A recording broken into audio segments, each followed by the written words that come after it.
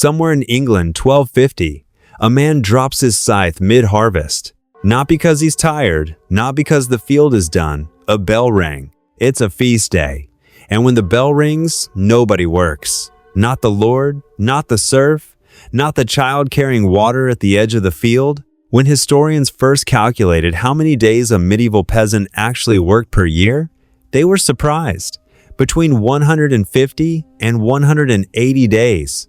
You work more than that, probably significantly more. We picture the medieval peasant as the most miserable figure in history. Bent over a muddy field, starving, dying of plague at 35. Some of that is true, but there's something else that nobody ever talks about. These people had a relationship with time, with work, with rest, and with community that we have completely destroyed and replaced with something we've never stopped to examine. So what did they actually do all day? You don't wake up to an alarm. You wake up twice. This is one of the most disorienting facts modern historians have uncovered about pre-industrial sleep. Historian Roger Ekirch spent 2 decades collecting thousands of references from diaries, court records, and medical texts across Europe. His conclusion: before artificial light, humans did not sleep in one continuous block. 2 phases. First, sleep roughly 4 hours, just after sunset. Then a quiet waking period, an hour, sometimes 2, where people prayed, thought, talked to a spouse, or simply lay in the dark processing the day. Then second, sleep until dawn. If you've ever woken at 3 a.m., unable to get back to sleep, assuming something was wrong with you, nothing is wrong with you. You're just running ancient software on modern hardware. You rise before full daylight. The home you wake up in is one room. Earthen floor, a fire in the center, smoke finding its way out through a hole in the thatched roof. Your family sleeps around you. So does your pig. In winter, the animal warmth is not a choice. It is survival. Everything you own is in this room. A few clay pots, a wooden chest, a straw mattress, tools hanging on the wall. You drink ale for breakfast. Not because medieval peasants were reckless, but because the local water supply is dangerous.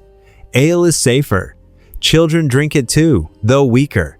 This isn't laziness or vice. This is basic sanitation in a world without germ theory. The field calls. Medieval farming was organized around the open field system. The village shared large common fields divided into strips.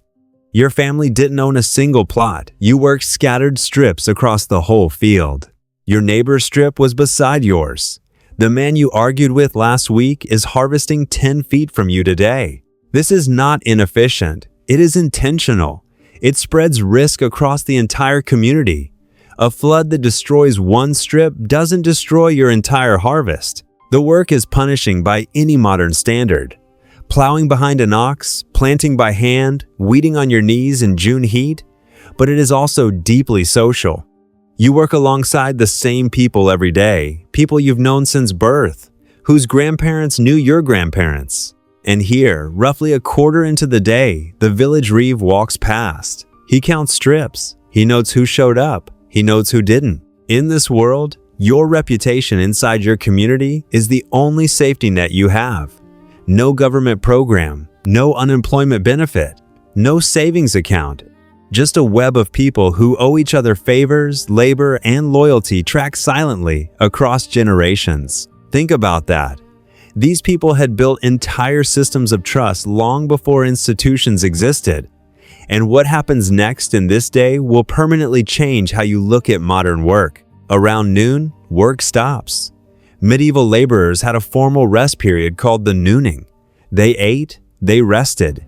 In summer, this pause stretched longer to avoid the worst heat. No one apologized for it. It was simply part of the structure of a day. The meal was almost always the same.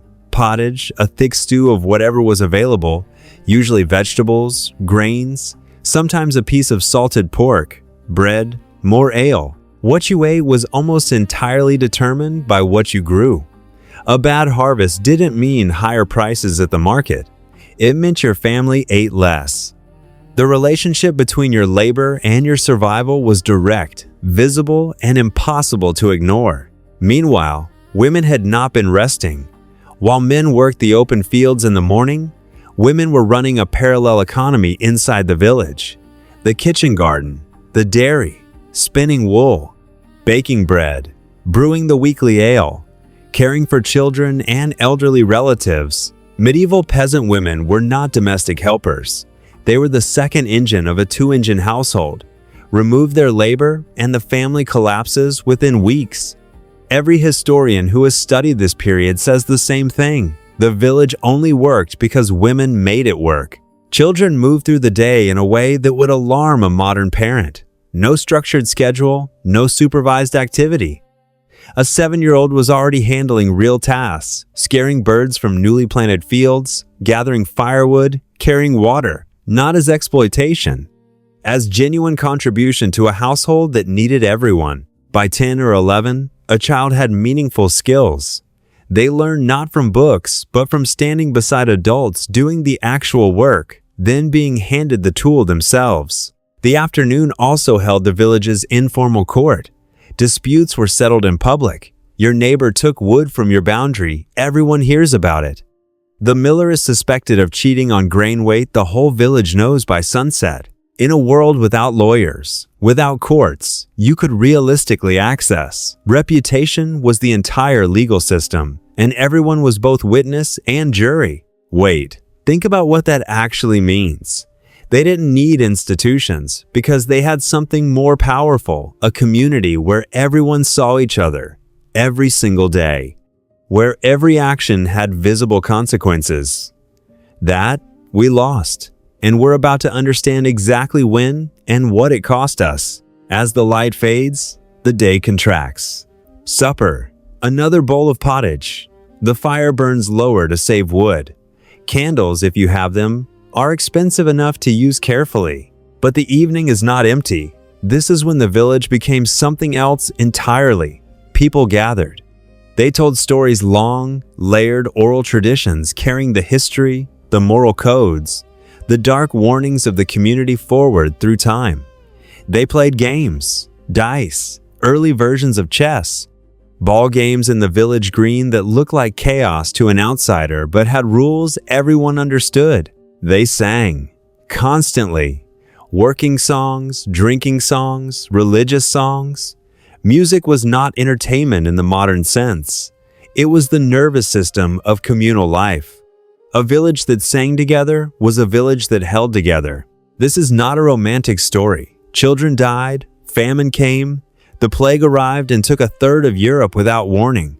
The Lord could demand more from you at any moment, and you had almost no legal recourse. Violence was common, medicine was primitive, and the world beyond your village was largely unknowable. None of that is erased. But remember the man who dropped his scythe at the beginning. He at least understood why he worked. He could see the crops grow. He ate what he planted. He rested when the world said rest. He suffered alongside the same people he celebrated with. We traded the feudal lord for the employer. We traded the tithe for the tax. We traded the feast day for the 2-week vacation and then felt grateful for it. We kept the obligation. We lost the community. We live longer. We die less often of things that are easily preventable. We have medicine and refrigeration and communication that would look like sorcery to any medieval village. The trade was real. The gains were real, but we inherited their bodies. The same need for seasonal rhythm, for meaningful work, for a community that actually knows your name. We are still peasants, just ones who've forgotten what the fields look like and convinced ourselves we traded up. And here's what I keep thinking about. What if some of what we abandoned is recoverable? Not the poverty, not the disease, not the servitude, but the structures of time, of rhythm, of community. There are societies today that kept some of these mechanisms, and the numbers on their well-being, their productivity, their life satisfaction are disturbing in the best possible way. That's what we're looking at next.